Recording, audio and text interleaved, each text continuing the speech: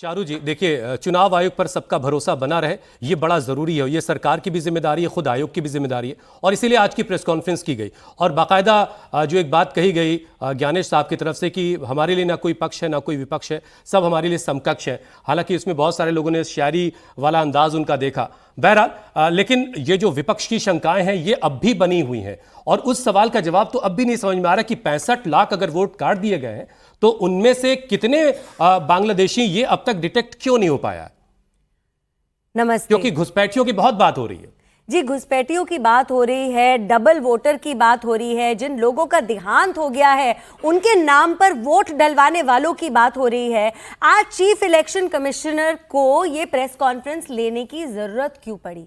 ये जरूरत इसलिए पड़ी क्योंकि भारत का जो विपक्ष है ना, वो ऐसा है कि आइए इल्जाम लगाइए और भाग जाइए, और जब आपको ये पूछा जाए कि इस इल्जाम लगाने के पीछे आपके पास सबूत क्या है, तो ठन ठन गोपाल जी, खाली हाथ हम घूम रहे हैं, हमारे पास कोई सबूत नहीं।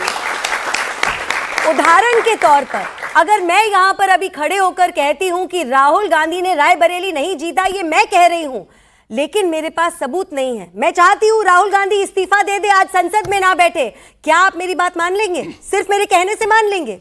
क्या अगर मैं ये आरोप लगाने के साथ अपने नाम का हस्ताक्षर एक कागज पे करने के लिए तैयार नहीं हूं, इस इल्जाम के ऊपर कोई भी कार्रवाई कोई करने को तैयार होगा? नहीं होगा। यही काम है राहुल गांधी का। आइए बोलिए, इल्जाम लगाइए, प्रूफ आपके पास है नहीं। देखिए, दुनिया का कोई भी सीसीटीवी ऐसा नहीं है जो 1 साल तक स्टोरेज करके बैठता होगा डेटा का, वीडियो का, फोटोज का। 45 दिन तक क्यों नहीं ऑब्जेक्शंस उठाए गए, मैं पूछना चाहती हूं। चलिए, आपने अपनी कहानी महाराष्ट्र चुनाव से शुरू करी, महाराष्ट्र चुनाव के 6 महीने के बाद शुरू करी, विदेशी धरती पर शुरू करी। महाराष्ट्र चुनाव के 45 दिन तक आपको क्यों नहीं याद आया? आज भी मैं पूछना चाहती हूं। देखिए, यहां पे 2 बड़े मुद्दे हैं। पहला मुद्दा यह है कि आपके पास ये पूरा महीना था ऑब्जेक्शंस उठाने का, कंप्लेंट्स करने का, पूरा महीने था। 1 तारीख से ये महीना शुरू हो गया, आज तारीख है 17। पिछले 17 दिनों में आपको पता है, चाहे आरजेडी हो या कांग्रेस हो, कितने कंप्लेंट्स किए गए हैं इलेक्शन कमीशन को? 0, 0। अगर आपके पास कोई मुद्दा है, कोई इशू है, कोई कंप्लेंट है, कोई शिकायत है। और दूसरा मुद्दा यहां पर यह है कि राहुल गांधी कहते हैं मैं कहीं पर साइन नहीं करूंगा, किसी डिक्लेरेशन पे साइन नहीं करूंगा, अंडर ओथ कोई बात नहीं बोलूंगा। क्यों भाई? आपको तो आदत है ना, चौकीदार चोर है भी तो रोज चिल्लाते थे, उसके बाद माफी मांगनी पड़ी।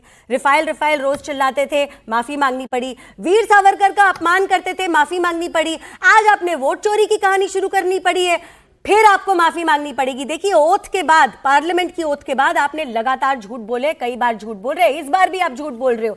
जैसा मैंने आपको उदाहरण दिया, मैं भी तो राहुल गांधी पे आरोप लगा सकती हूं और कोई भी प्रूफ ना दूं, तो राहुल गांधी कैसे इस देश के सबसे बड़े इंस्टीट्यूशन पे इस तरीके का इल्जाम लगाते और नाम अपना लिखने को तैयार नहीं है? मैं बताती हूँ क्यों। लेकिन बहुत सारे लोग कह रहे हैं कि राहुल गांधी ने कैमरे के सामने बहुत सारे डेटा के साथ ये बात कही है। डेटा सारा का सारा नेगेट किया गया है। किस किस का नाम लिया गया? शकुन रानी का कहा 2 बार वोट किया गया है। इलेक्शन कमीशन ने ये साफ बता दिया, जो फोटो वो अपने प्रेस कॉन्फ्रेंस के बड़े वाली स्क्रीन पर दिखा रहे थे वो इलेक्शन कमीशन का डेटा ही नहीं है, फैब्रिकेटेड है। मिंटा देवी के नाम की तो टी शर्ट पहन के सब लोग घूमे हैं। अरे वो बेचारी टीवी पर आकर कह रही है मेरे फोटो का इस्तेमाल क्यों कर रहे हो? भाई, मेरे से गलत नंबर की हो गया था मेरे जन्म के साल का, तो उसको सुधार दिया गया है। अरे जो इन्होंने मुद्दा उठाया, इन पर उल्टा पड़ा है। राहुल गांधी साइन कभी भी नहीं करेंगे, आप जानते हैं। साइन करने के बाद 7 साल की जेल होगी।